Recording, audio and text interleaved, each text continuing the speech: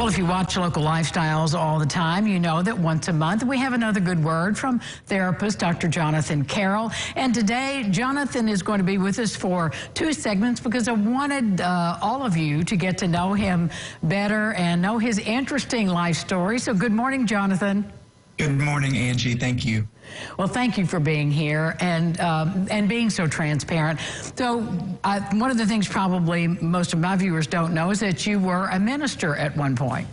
Yes, exactly. I was a Presbyterian Church USA pastor for just under 20 years, and I was in Owensboro, Kentucky for 10 years at the First Presbyterian Church before leaving that in pursuit of the creation of a private practice for pastoral psychotherapy.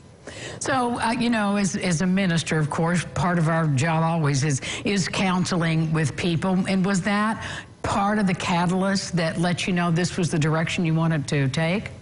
It was. There are a lot of aspects of pastoral ministry that I really enjoyed, but my favorite thing was being able to sit one-on-one with someone who was going through a tough time, and the schedule of a pastor doesn't really allow one to do that, and the training and education and formation of a pastor really doesn't allow one to do that. So I was often referring people out of town to other places, sometimes a long drive, and I thought, this is silly. This is what I love to do, and I think I could be trained and formed to do it and licensed to do it in pretty short order, and I was, and so now I get to do what I love to do all day, every day.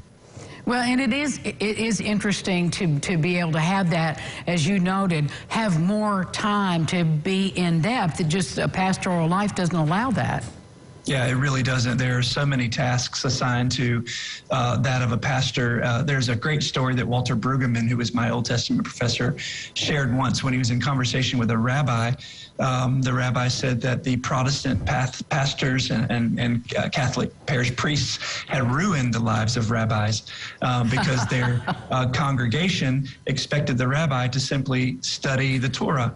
And here priests and pastors were providing committee guidance and visiting the sick and preaching on Sundays and going to the barbecues and going to the family events. And so soon all of these synagogue congregants began to expect their rabbis to do the same. So the life of a pastor is incredibly busy, and the education is very strategic and direct and disciplined with regard to theology and pastoral ministry and guiding leadership boards. And there's not a lot of time spent in seminary development over pastoral counseling.